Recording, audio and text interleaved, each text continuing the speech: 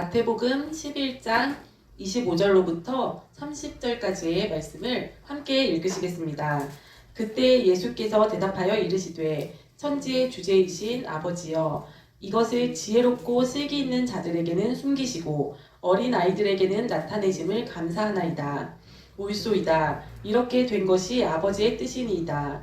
내 아버지께서 모든 것을 내게 주셨으니 아버지 외에는 아들을 아는 자가 없고 아들과 또 아들의 소원대로 계시를 받는 자 외에는 아버지를 아는 자가 없느니라.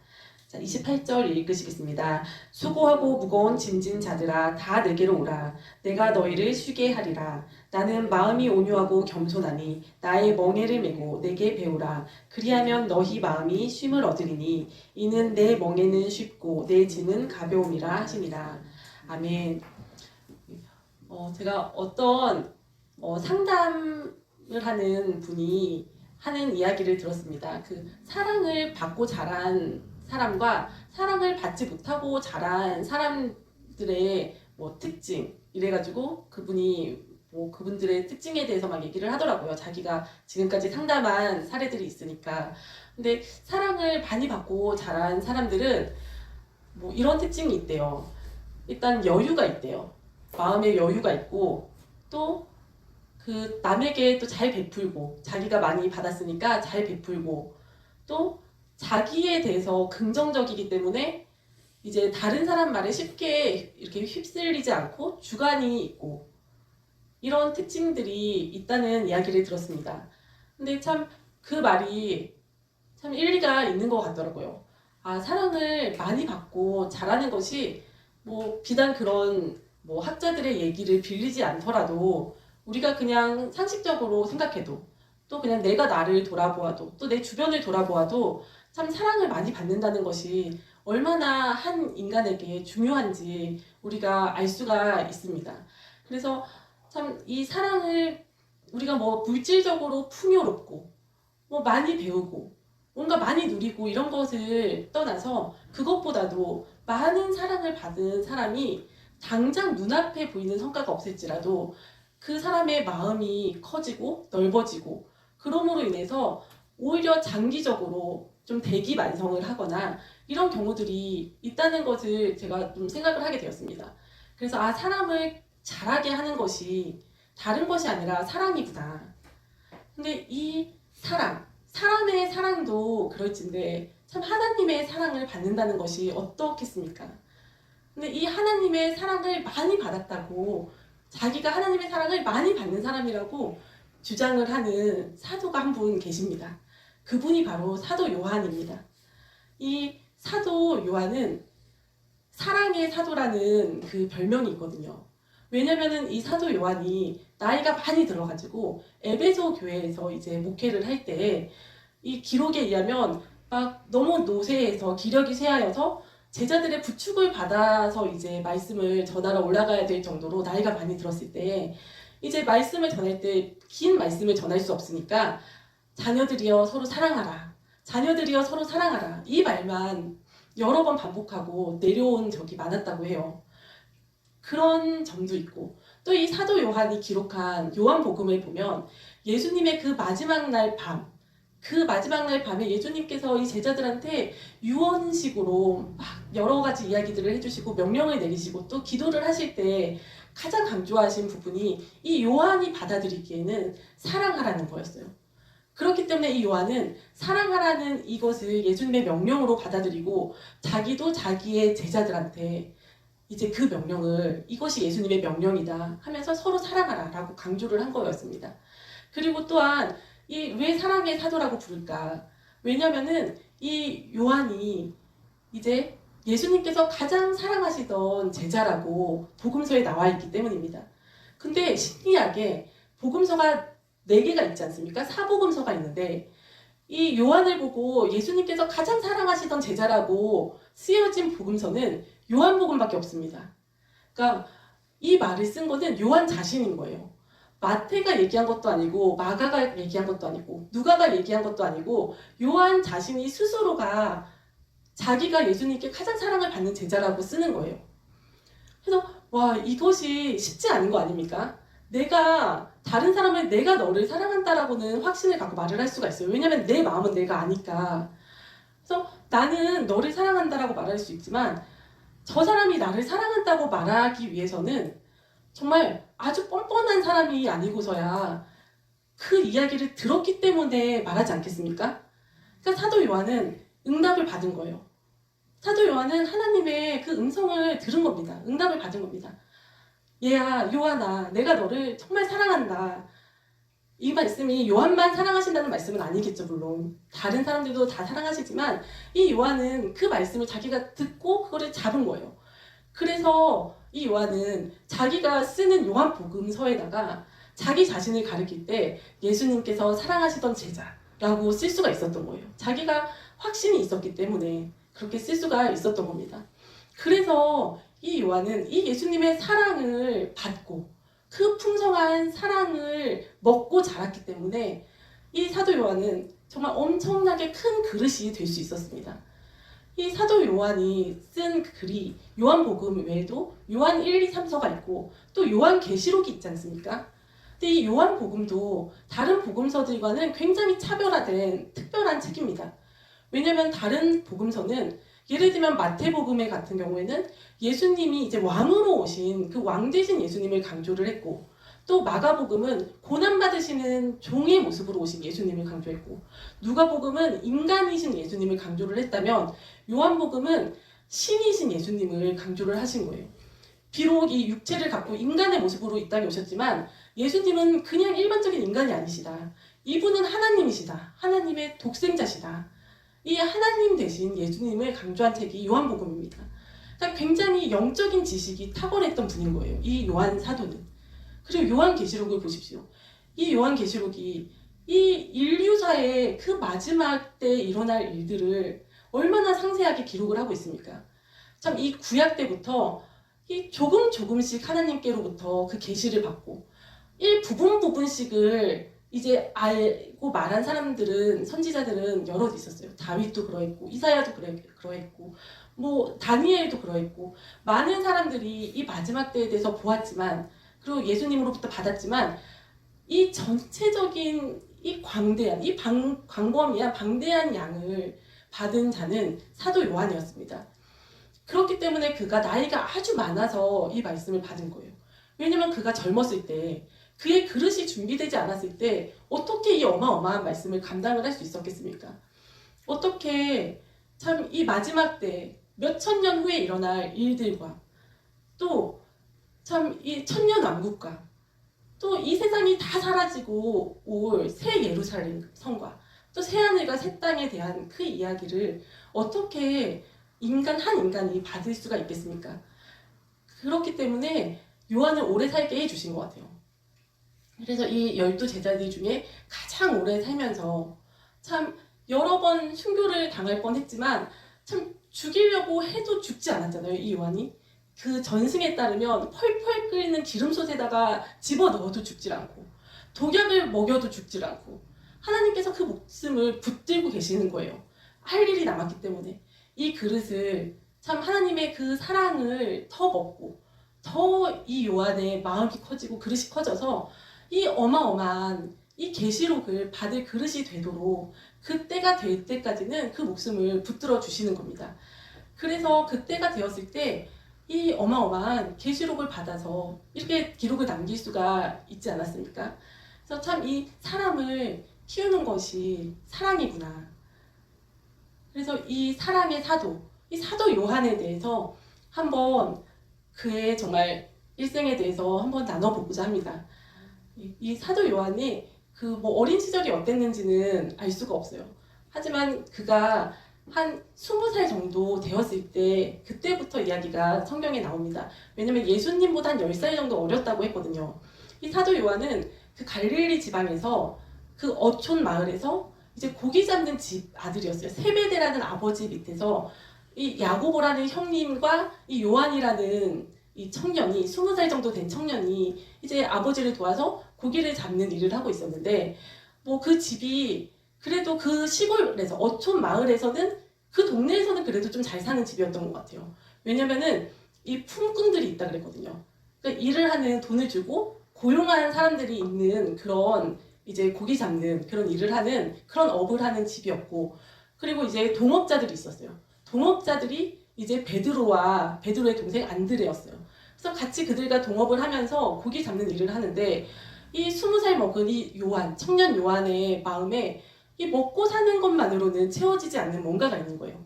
그러니까 약간 종교심이 좀 깊은 사람이었던 것 같아요. 종교심이 깊거나 아니면 좀 진리를 찾고 싶어하는 구도자의 마음을 가진 그런 마음이 있었어요. 요한한테는. 그래서 이제 시간만 되면, 그때는 이제 세례 요한이 대세였던 때였거든요.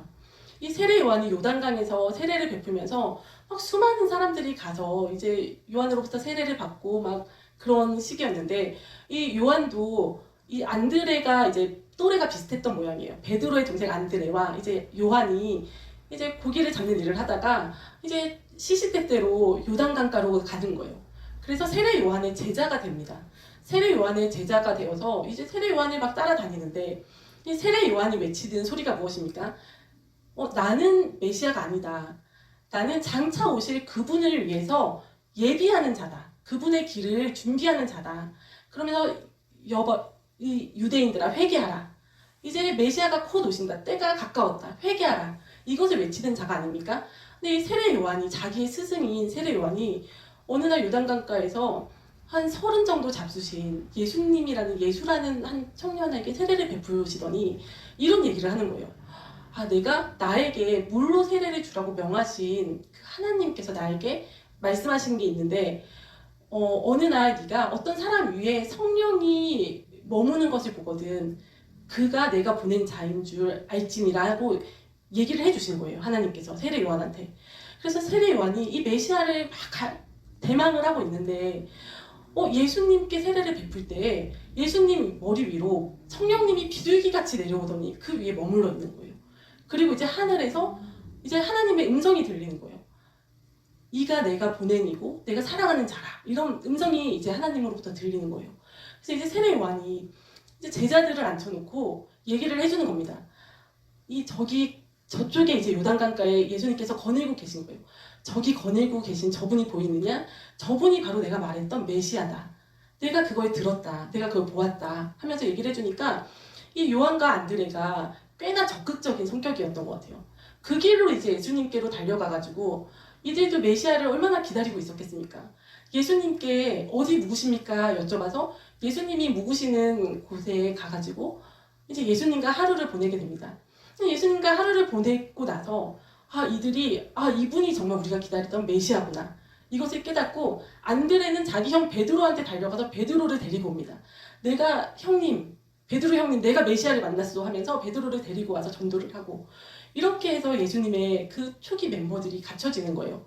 근데 그러고 나서도 이들이 온전히 예수님만 따른 것은 아니고 이제 자기의 생업인 고기 잡는 일을 하면서 또 예수님을 따르면서 이렇게 지냈던 것 같아요. 초기 얼마간은. 그러다가 어느 날 여느 때와 같이 자기 배 위에서 이제 고기를 이제 잡고 또 그물을 깃고 이런 일을 하고 있는데, 예수님께서 이제 지나가시더니 이제 베드로와 그 안드레를 부르시는 거예요. 너희들은 이제 고기를 낚는 어부가 아니라 사람 낚는 어부가 되리라 하면서 나를 따르라 하니까 그들이 다 내팽개쳐주고 이제 올인을 해가지고 예수님을 따르기 시작을 하는 겁니다. 그리고 이제 그 옆에 조금 더 가시다가 이제 배 위에서 세베대와 그 아들 이제 야고보와 요한이 또 그물 깁는 거를 보시더니 너희도 나를 따르라 하시니까 그들도 아버지와 배를 다 버려두고 이제 다 내팽개쳐두고 예수님만을 따르는 이제 그런 인생으로 들어가게 됩니다. 그래서 그때부터 이제 예수님과 함께 예수님의 공생의 3년을 함께 지내면서 얼마나 많은 일들을 경험을 합니까? 그들이 참 죽은 자를 살리시고 병든 자를 낫게 하시고 눈먼 자를 눈을 뜨게 하시고 앉은 뺑이를 일으키시고 참 보리떡 5개로 막 5,000명을 먹이시고 이런 어마어마한 기적들을 보면서 이 3년을 예수님과 함께 보내게 되는 거예요. 그러면서 이 수제자였던 3인방, 이 베드로와 야고보와 요한 이 3인방이 그 12제자 중에서도 또 수제자 아닙니까? 그 3인방이 이 3인방은 예수님께서 또 변화산 사건 때도 데리고 가셔가지고 참 이 하늘나라도 보게 되고 참 이런 것들을 보면서 이들이 3년을 보내는데 그럼에도 불구하고 그래봤자 그때 나이가 요한이 20대 초반 아닙니까? 그래서 그 요한이 20대 초반의 어린 나이에 그 치기 어린 그런 모습이 남아 있었던 것 같아요. 아직은 철이 없죠. 철이 없고 참 예수님을 사랑하고 쫓아다니고 막 그러지만 어디서 그 모습을 볼 수가 있냐면 이제 예수님께서 마지막 유월절을 보내시려고 이제 그 3년 공생의 기간이 끝나갈 무렵에 이제 예루살렘으로 내려가시려고 하시는데 사마리아 땅을 마을을 지나서 가시려고 하는데 사마리아 사람들이 거부를 하는 거예요. 우리 마을에 들어오지 말라고. 그랬더니 이 요한하고 야고보가 주님 우리가 이 하늘 떨어 명령을 해가지고 불벼락을 내릴까요? 하면서 막 혈기를 부리는 거예요. 저 괘씸한 것들 사마리아인들한테 불벼락을 내리라고 하늘로 명을 할까요? 하면서 이 좀 치기 어린 모습이 있는 겁니다. 아직 철이 안 든 거예요. 그래서 예수님께로부터 꾸중을 받고 막 이런 장면이 나오거든요. 그래서 그냥 돌아서 이렇게 예루살렘으로 내려가시는데 그리고 또 이 야고보와 이 요한의 어머니가 예수님께서 이제 잘못 생각을 한 거죠. 예수님께서 단순히 로마를 물리치고 이제 이 이스라엘을 회복해 주시는 그런 인간적인 왕, 그런 메시아 정도로 이제 잘못 오해를 하고 이제 예수님께 몰래 찾아와가지고 주님께서 이스라엘의 왕이 되시면은 우리 두 아들 야고보와 요한을 주님의 오른쪽 왼쪽에 앉혀주세요. 옆에 막 이런 청탁을 하지 않습니까? 근데 그 인사청탁한 게 또 다른 제자들한테 소문이 나가지고 막 또 자기네들끼리 싸움이 일어나고 막 이런 일들이 벌어집니다. 이 공생의 3년이 맞춰가는 그때에 이런 일들이 벌어져요. 근데 그리고 나서 이제 자신들의 기대와는 달리 예수님께서 십자가에 이제 달리셔서 돌아가시잖아요. 그때 다른 제자들은 다 도망을 갔는데 또 베드로도 그나마 그 가야바의 뜰까지는 쫓아왔다가 예수님을 3번 부인하고 막 이렇게 가지 않습니까? 도망갔는데 이 요한만은 따라온 거예요. 그 십자가 곁에 마리아와 또 여러 여자들과 또 함께 이 요한이 선 거예요. 그래서 예수님의 그 십자가에서 돌아가시는 그 마지막을 이제 옆에서 목격한 사람이 또 이 사도 요한입니다. 그래서 이 요한한테 예수님께서 돌아가시면서 이제 요한아 마리아를 가리키면서 너 어머니다.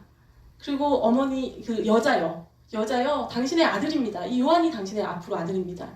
이 말을 남기시고 돌아가시고 나서 그때부터 이제 요한은 이 마리아를 자기 집에 모시는 거예요. 근데 이 학자들 얘기로는 그런 얘기도 있어요. 이 요한도 세례 요한도 예수님의 육신적인 친척이지 않습니까? 그 어머니 엘리자벳하고 마리아랑 친인척 관계이지 않습니까? 근데 이 세례 요한뿐만 아니라 이 사도 요한도 예수님과 이종사촌지간이라고 얘기하는 학자들이 있더라고요. 근데 뭐 그것은 별개로 하더라도 참 이 자기 어머니를 참 모시고 사는 것도 쉽지가 않을 텐데 예수님의 어머니를 20대부터 20대, 30대, 40대, 50대, 막 60대 이렇게 계속 이제 사도 요한을 모시는 거예요.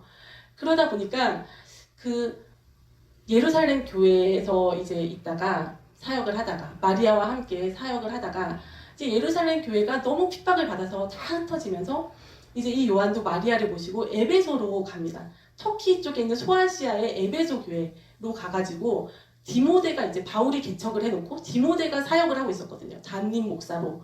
근데 그 교회에 가가지고 이제 마리아와 함께 에베소 교회를 섬깁니다. 그리고 이제 뭐 그 주변 교회들을 그 아시아의 7교회들을 왔다 갔다 하셨겠죠. 뭐 방문을 하고 초청을 받아서 또 어머니 마리아를 모시고 가가지고 집회도 하고 또 옛날 그 예수님의 그 간증을 또 전하고 막 이렇게 사역을 했겠죠.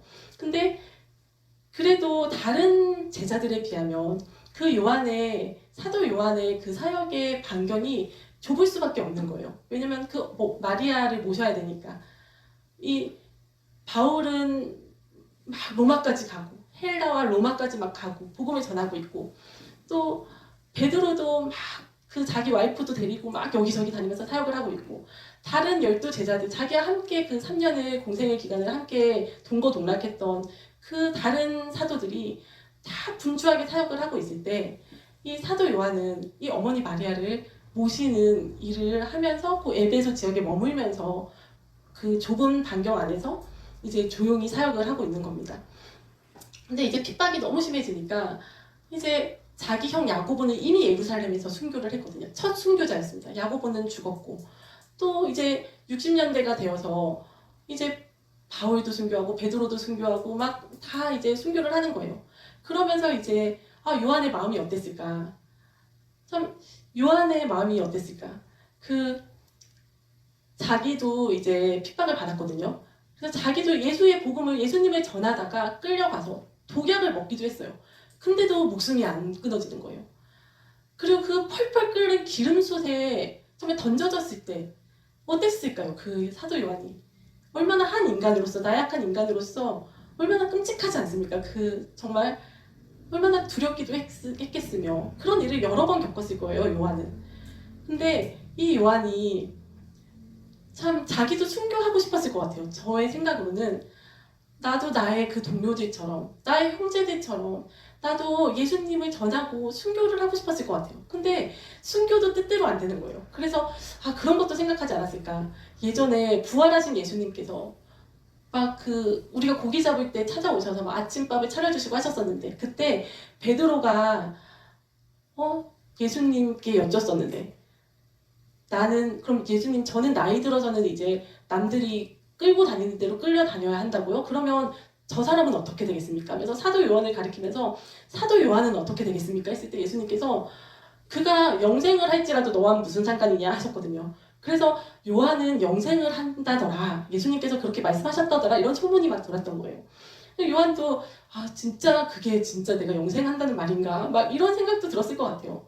그러면서 순교를 하고 싶지만 순교가 되지도 않고 그 시기를 그 사도 요한이 어떻게 그 기나긴 시기를 보냈을까? 근데 그 시기 동안 요한한테는 참 먹을 양식이 있었던 거예요. 예수님의 사랑이 있었기 때문에 그 예수님의 사랑을 받고 있었기 때문에 그것으로 요한은 그 기간 동안에 정체되어 있는 것이 아니라 자신은 에베소라는 그 장소적으로는 좁은 공간에 머물렀을지라도 그 영혼은 정말 영적으로 많은 지식들이 쌓여갔던 것입니다. 그리고 그 그릇이 엄청나게 큰 그릇의 그 분량으로 키워졌던 것입니다. 그렇기 때문에 이 요한이 나중에 반모섬에 유배가 되었을 때 참 예수님께서 찾아오시지 않았습니까?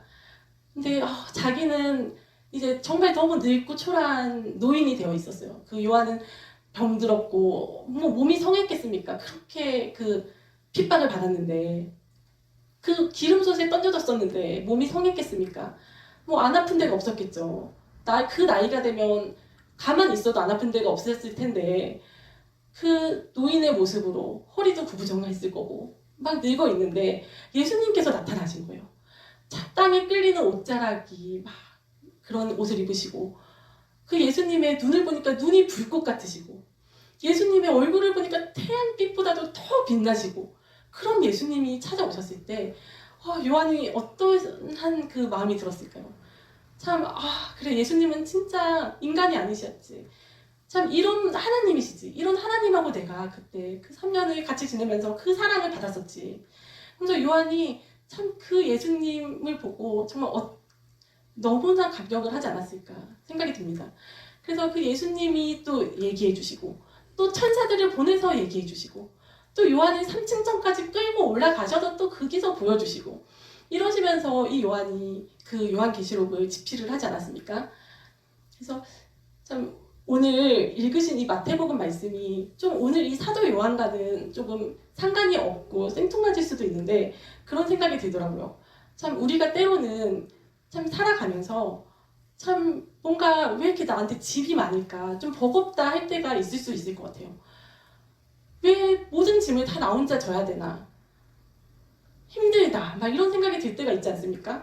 그러니까 이것이 진짜가 아닐 가능성이 많죠. 진짜가 아닐 거예요. 가정에서도 어떻게 나 혼자 모든 짐을 지겠습니까? 다 같이 지고 있죠. 근데 나 혼자 그냥 그렇게 생각을 하는 거예요. 나 혼자 억울한 거예요. 그래서 왜 내가 나는 이것도 해야 되고 저것도 해야 되고 뭐도 해야 되고 막 나 혼자 짐을 많이 지고 있나? 내 짐이 너무 무겁다. 이럴 때가 있고 또 참 이 교회에서도 공동체에서도 앞서가시는 분들은 이 공동체에 대해서도 그런 부담감이 올 때가 있으실 것 같아요. 저는 그런 단계가 아니지만 왜 이 짐을 다 내가 지나? 막 이럴 때가 있을 수도 있을 것 같아요. 모세도 그랬잖아요. 모세가 하나님 이 백성을 다 내가 낳았습니까? 왜 나한테 이 무거운 짐을 지게 하십니까? 이렇게 말한 적이 있지 않습니까? 그러니까 우리가 참 때로는 살면서 왜 나 혼자 이 무거운 짐을 다 져야 되나?